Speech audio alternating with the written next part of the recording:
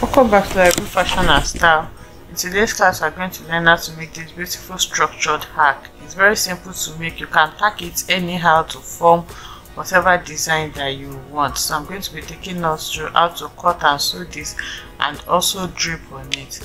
If this is something you like to learn, kindly stay tuned to the end of this tutorial. Thank you.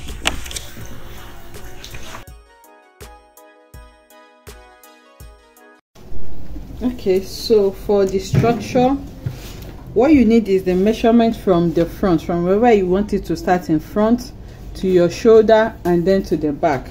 So I'm just going to work with tentative measurements just to show us how to get this done. So I'm going to assume my front to be around 13 inches and then my back to be around 11 inches. So this is going to make this point my shoulder. Okay, the front is 13 and the back is 11. Yours can be anything. You just need to measure it on your dress. Okay, you measure from your waistline all the way to your shoulder, and then from your shoulder all the way to the waist at the back, wherever it is you want it to stop. So after doing that, on the shoulder here, that's the widest part. Okay, so you measure how wide you want the structure to be. For me, I want it to be around 6 inches wide. So here I'm going to mark the 6 inches. So I'll mark the 6 inches round first before I shape it. So I have marked 6 inches there, and then I'm going to connect it all round. So after connecting it all round, this is what it looks like. So for the front is kind of tapered, is smaller than what we have at the shoulder and the back. So for my front, I want it to be around 2.5 inches. That's the total width that I want for the front. So I'm going to mark 2.5 inches from the center here, and then I'm going to connect it to the shoulder with my curved ruler like this. So you just need a really nice curve that will blend everything in for you. So you can see what I have there. So now you can see now that my front is smaller, and then it just goes all the way, and then the shoulder and the back, I'm just going to maintain the same 6 inches for the shoulder and the back. So what I'm going to do now is to cut this shape that I have out. I don't want this to be too long because the main tutorial is the draping. So we'll just brush through this quickly. So now this is what we have. Let me mark my shoulder out clearly so that we can see it. So here is the shoulder point, this is my front, and this other side is my back. Okay, so to get that hack that, remember, is not straight. When you place it on your shoulder, you don't want it to be this straight. There is like a hack that is pointed, that is giving you that elongated effect. So this straight part, you are going to leave it. So to get that hack on my shoulder, I'm just going to go ahead and slash it open. We're going to be getting it using slash and spread method. So you can see how I have slashed this, and then I'm going to spread as much as you want. For me, I just spread mine by just 4 inches. So you can see. So yours can be more or less depending on how much you want, how much you want it pointed. So I'm just going to grab a fresh paper now and then spread on the fresh paper. So after spreading on the first paper, I'll mark my 4 inches and then I'm going to cut it out. You can see how I have attached it and then spread like this. So on this open part, I'm just going to place my ruler now and then curve it so that I can have it connected together. So after doing that, what you need to do is to grab your scissors and then cut out this exact shape that you have. So now this shape is what you are going to take to your fabric, and you cut out 2 for each hack. You're going to use them to turn each other. So for me, I added gum stay to mine. You can add wording if you want it really strong. Please just make use of wording, of maybe color stay or something. But I have gum stay to work with presently, so I'm just going to use gum stay. So what I'm going to do to the hack to further strengthen it, I'm going to cut out a smaller hack and I'm going to add boning to that. So with that, I'm sure that the pointed effect that I have is going to remain. And remove this pattern. Okay, So this is what it looks like now. You can see now that it is now forming that hack shape that we want. Remember, this is your shoulder point where you slashed it open, which is here. That place that is looking like V, that's your shoulder point there. So now by the time I fold it over, you can see now that it is no longer straight. It is now forming like an hack. So depending on how elongated you want it to be, that is how much you're going to spread it. So now, like I said, for me, for this now, what I did was to add gum stay. You cut 2 for each, then I added gum stay and used them to turn out each other. So if you want it stronger, you can just work with a hard collar stay so that it's going to be really strong. But I have gum stay to work with, which is what I used. So to strengthen it, I just added a small hack. Okay, I have several tutorials on how you can make this hack. So that hack, I added a bony to it, but I'm just going to show us how I did it. So you just put your fabric on fold like this, or your pattern. So after putting it on fold, the width that I'm using for this is around 4 inches. Okay, remember our actual arc was 6 inches, the widest.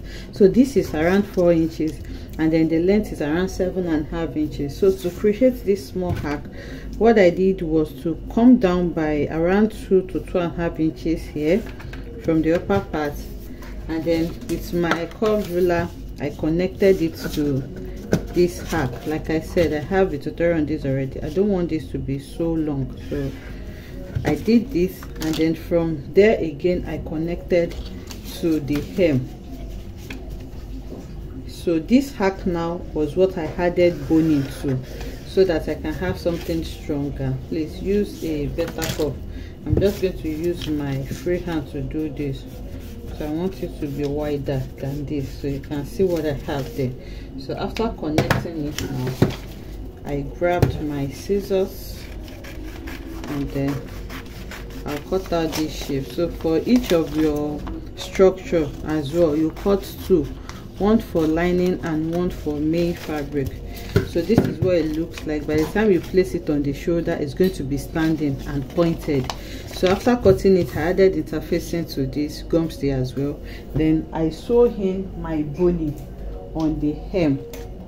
So I use this Regilene boning. Then after adding my interfacing, I just sew the boning all around the curve like this. Okay, I sew it round, so you use them to turn each other. After that, now what I did was just to go ahead and sew the 2 of them together. That's after turning the hack and after turning the main structure.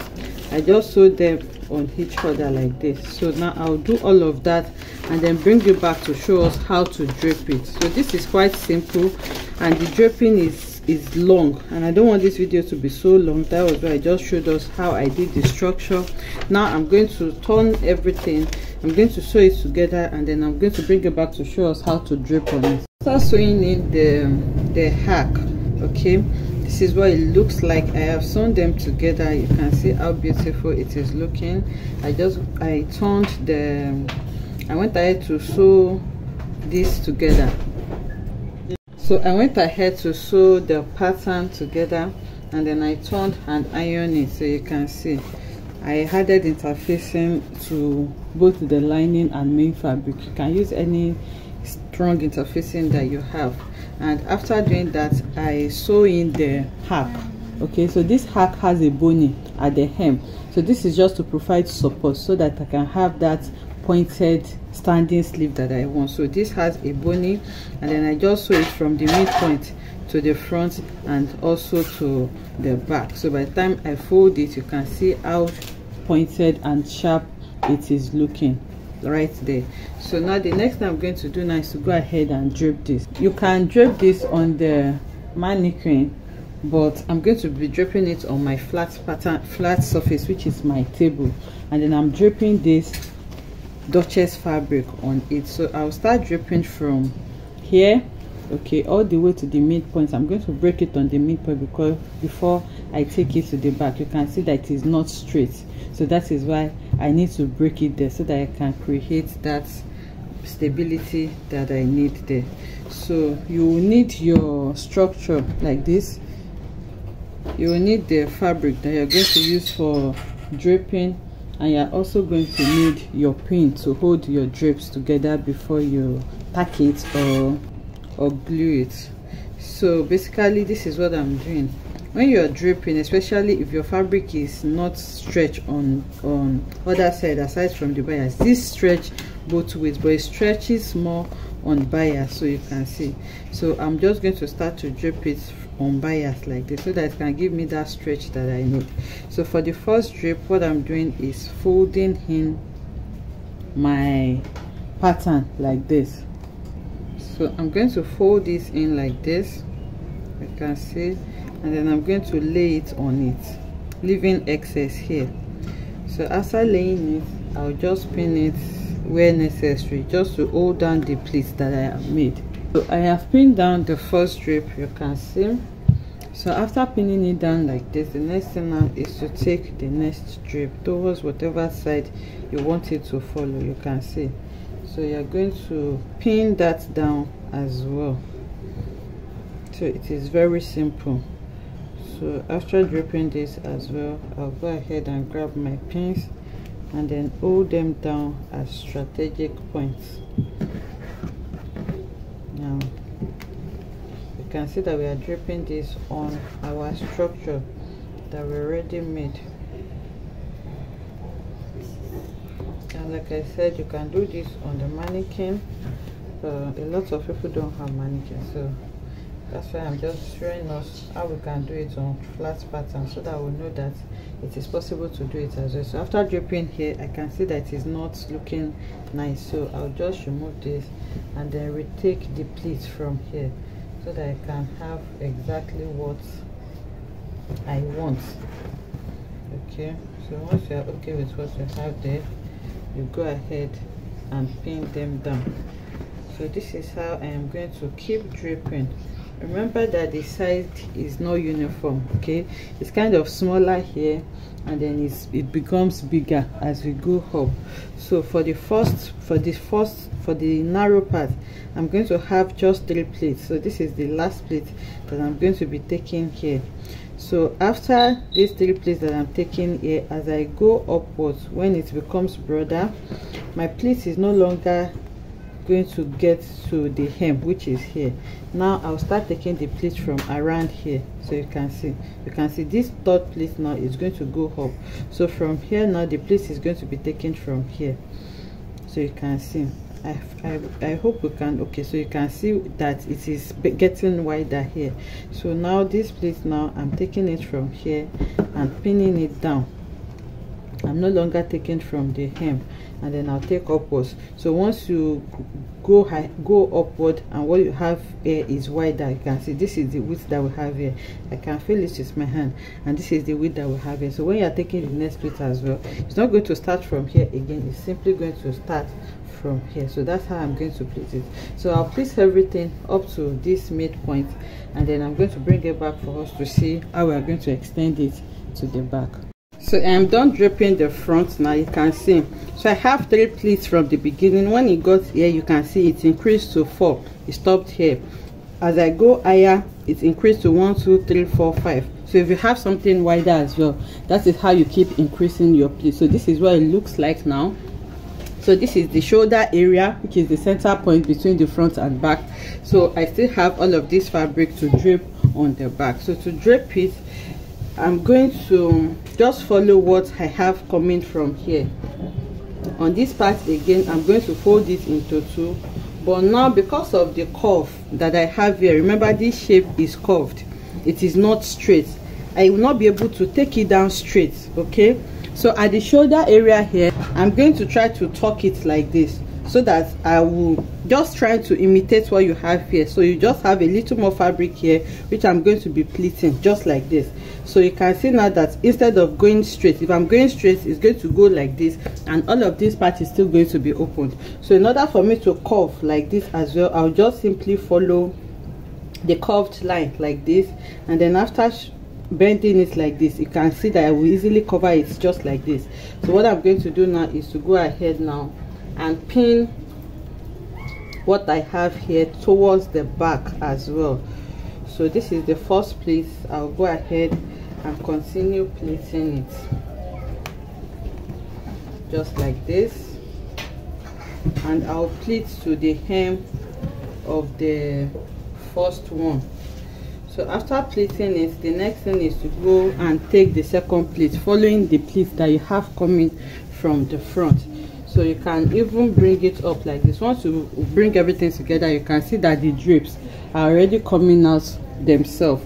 So now what I'm going to do is to go ahead now and take my second pleat and then place it to the back. Do the same thing for the third, fourth and fifth. I've gone ahead to drape it to the back, and you can see what we have now. It's still looking puffy, so the next thing now is to iron it down so that it can be as flat as possible. You can see the ruffles, like ruffles kind of shape that will form at the midpoint while trying to pleat this side because of this curve. So you can see what we have there. It's really simple to pleat. You can go ahead and cut the excess off, but I want to iron it first to see if I like it before I cut it off. And when you are draping, make sure that this part is flat. You don't want any parts to be packing at all, so it should be as flat as possible. So what I'm going to do now, I'm going to be ironing it with this steam hand iron. I just like to iron my drapes with it because it makes it as flat as possible, because it's steam iron. So you can use any iron of your choice as well. So we'll start ironing it now so that you can see what it's going to look like. So now I'll start ironing it. I'm going to iron it first before securing the pleats. You can either tack the pleats in place, but I'm going to be securing mine with this hemming gum. So what I'm going to do now is to iron it flat so that it can look flat. It's still looking puffy like this. So now I'll just try as much as possible to iron it. So you can see, like I said, it's a steam iron. So I'm trying to avoid my pins. So once I'm able to just splash the steam there, it's going to hold this down a bit so that I can iron it properly for it to lay as flat as I want. So you can see now that it is looking better and flatter. It's looking better than what we have here. So this is how I'm going to go ahead and iron all of them. So I'll iron the pleats first, like I said. Then after that, I'm going to start to use my hemming gum to secure the pleats together.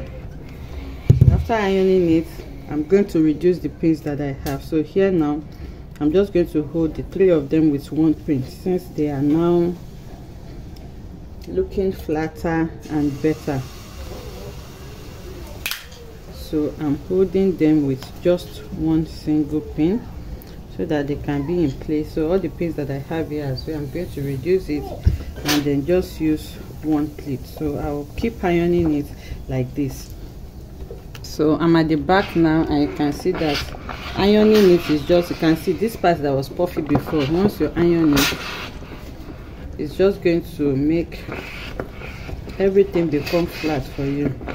You can see how flat and nice it is looking. See, just make sure to avoid placing the iron on directly on your pin. Remember, this pin has rubber on it, or you can just do it in bits, but I just want to do everything all at once so that I can start securing the pleats.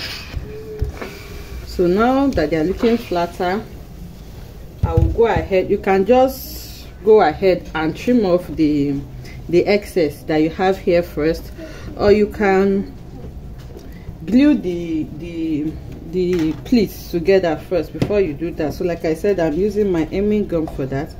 So I will just go ahead now and tuck the hemming gum in between the pleats. I also use the hemming gum to join this Duchess to the structure. Okay, that's what I'm using. You can tack it as well, but I feel using this is easier for me. So you can see, you just tuck it in between the pleats like this, and then you iron. Once you iron them, it's going to stick together, of course. So you can see now that it has stuck to it. So like I said, I'm using the same hemming gum to stick my pleats to the structure. So you can see I am laying it underneath it like this, and then I'll place it exactly how I want it to look like. So once you place it like this, you go ahead and iron again. So once you iron it, is going to stick them together. So you can see, so it's going to stick. So what I'm doing now is to continue to use hemming gum to stick the plates together, and once you stick the plates, you'll be able to remove the pins. You no longer need the pins. You can see now that here I don't need this pin any longer. So that is what I'm going to do to all of them now, from front to back. You just take it in bits so that you're not going to destroy the plates that you have already created. So I'll tuck in the hemming gum and then use my iron to glue them together. It's that simple. So when I'm done with this process, I'm going to bring it back for us to see the next thing to do. So now I have used my glue to go. You can see that we don't have any pins on it again. It can stay on its own. So what I'm going to do now is to cut off the excess that I have. To do that, I'm simply going to place it on the wrong side like this so that I can see the line that I am going to cut along. What I'm going to do now is to cut around it. You just leave little allowance. You can see the allowance that I left. So this is what I'm going to use to tuck it in. So basically I'm just taking my scissors to cut around this shape that I have, so that I can let go of the excess. So you cut from the front to the back, just like you dripped it. Okay, so now I'm cutting around it, and I'm going to go ahead and tuck this in. So now I have cut it on the hem of the front, of the back as well. I'm going to cut it off. So here on this hem again, I'm going to cut it off a little bit before I fold it in. But basically what I'm going to do is this. So here, remember, I have gummed this side with my hemming gum. You can see that it has stuck together. So the same thing I did here is what I'm doing here. I'll simply fold in the allowance like this, and then I'm going to use my hemming gum to glue it down. So this is what I'm going to do from the front to the back, following this shape that I have. So you just fold it in and then imitate what you have underneath there, so that I can have everything really neat like this. Okay, so I have gone ahead to tuck it in, and you can see how beautiful and neat this is looking. This is the wrong side. You can see there's no seam there because I used hemming glue for this, and this is what the right side looks like. This is the front. You can see I neatly finished it as well. So after doing this, you can also tack it here and there if you feel that your hemming gum cannot hold it well for you. So this is what it looks like now. So I'll take it to the mannequin. I'm going to plane it. So I did 2 of these because I'm putting it on the 2 sides of the bodies. So on this shoulder area here, I'm going to cut some patches of my lace fabric, and then I'm going to place it. You can also use trimming, or you can bead it. So I'm going to go ahead and attach these lace patterns on this shoulder, so just to cover what I have. It's looking neat as well if you want, but I just want the shoulder to be a little bit busy. So I'm going to be placing the patches that I cut out from the lace that I'm working with, and then I'm going to place it there so that it can just make it look even more beautiful. So I'll take this to the mannequin now so that we can see what it looks like. Okay, so I pinned it to the mannequin, and this is what it looks like. You can see the place that we have there, and you can see how pointed and standing the shoulder area is. So like I said, you can decorate the shoulder with whatever you have. This is just a patch of my lace, or you can also leave it like this if you want, or you can just place something there if that is what you prefer. And you can see that I have gone ahead to create the second structure as well. So I'll just go ahead and tag this to my dress now. So this is what it looks like. I have gone ahead to tack it how I want it to look like. So you just tack it anyhow you want, but make sure that it is as neat as possible. You tack it very neatly. If possible, you can use an invisible thread to do that. And you can see I just cut patches from the lace and used it to decorate the shoulder area.